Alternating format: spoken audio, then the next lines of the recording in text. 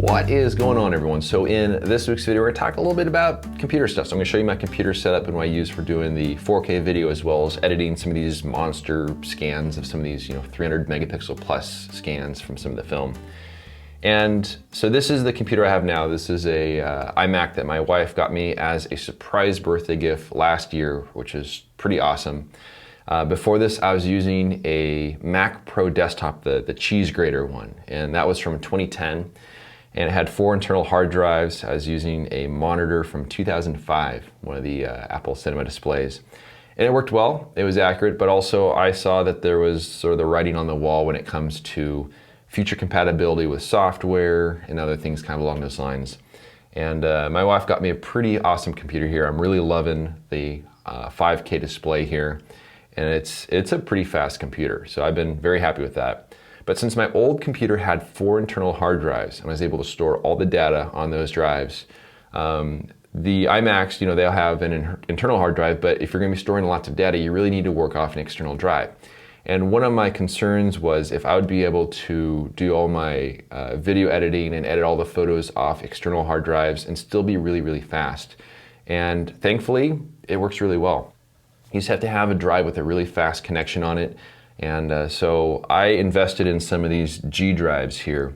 Those are both 12 terabyte drives, and they're connected via Thunderbolt 3. And that's the important part because that is what gives you the really fast connection. And so using those drives, I'm able to edit 4K video, I'm able to edit the photos, and it is just as fast as if I have the content on the main hard drive on the computer itself. So I'm really, really happy with that. And also it is kind of nice that I have all the important information on those drives, because if there's some freak thing that comes up and I gotta grab my computer and run, I can just grab the drive. I know I have all the important stuff. Now I have 2 drives there because one of them is basically a copy of the other drive. So those are both 12 terabyte drives, but I only have about 6 terabytes of data. So the top drive is my main drive. That's what I call the Hive. Then the one below it is called Shadow Hive. So the Shadow Hive drive is updated every night at a little after 2 a.m. So basically it copies over all the changes from one drive to the other. So it's my on-site backup just in case something happens to one of those drives. To do that, I use some inexpensive software called SuperDuper. SuperDuper is less than 30 bucks. It's got all kinds of geeky options there, but the main thing is it allows you to copy over a drive and have scheduled so it happens automatically in the background. So I have this scheduled so every night just after 2 a.m. it's going to initiate copying all of the new and changed files from the Hive to the Shadow Hive. The important thing though is you need to make sure that your computer wakes up just before you have this scheduled to run. Otherwise your computer will sleep right through it and it won't happen. It took me a little bit to figure that out, but then once I figured it out, it's pretty straightforward. So I've been really happy with that. So that way it's automatically backed up. I don't have to do anything. I just transfer the files over. I know that the next day they will also be on the secondary drive. But if I were to accidentally delete an important file, I have up until 2 a.m. until those changes take place on the other drive. So it gives a little bit of a buffer of a kind of a backup there, which is kind of nice. So that's only the first part of it. So I have all my videos and pictures in 2 places on those external drives, but they're both still here on site. So I need to have an offsite backup as well in order to really cover all the bases. And on my old computer, all my drives were internal. I was using a backup service, and honestly, I wasn't really super happy with it. I got in early so that I was able to have unlimited backup on it, but it was really slow. My account was incredibly throttled, and it was just not very, very efficient. They had all kinds of other plans in order to cover external drives and faster connections and stuff, but it got really expensive really fast. So I was looking into an online backup setup for my current system. I came across a really cool backup plan that does everything I need, and it's very reasonably priced. So for that, I'm using Backblaze. So Backblaze allows you to work off an external drive as well as the internal drive. That works really, really well. And not only that, it allows me to back up a Thunderbolt connected external drive. And if you look into it, you'll find that not a lot of backup services will allow you to back up from a Thunderbolt connected drive.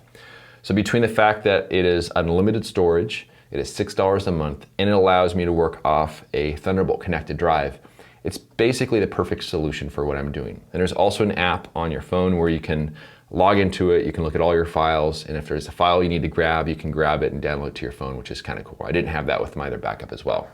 So I currently have 6 terabytes backed up with Backblaze. It took probably about 4 months or so in order to do the initial backup. And considering how much data I have on there, it's actually pretty reasonable. The slow end of it is not Backblaze. They'll handle data about as fast as you can set it to them. It's really gonna be your internet service provider. And so it's just gonna kind of constantly stream in the background. There are some throttling options within Backblaze where you can tell how quickly you want that data to be sent. And if you just have it full throttle, it's just gonna send everything as fast as it can. At some point, you will likely reach a limit with your internet service provider where you're using too much bandwidth. So just keep that in mind. I did have to expand my internet service a little bit in order to account for that. But there also is some throttling built into the software. You can back it down and say only however many gigabytes a day. And that actually is something I've used from time to time when I was kind of still pushing the limits a little bit. But I'm really happy with this, and this whole system works really well because not only can I edit my 4K video in these monster scans of these files very, very quickly, but also all the backup happens automatically and in the background, so I don't have to touch a thing. I have my local copy there, and then I also have the online version as well, which is pretty awesome.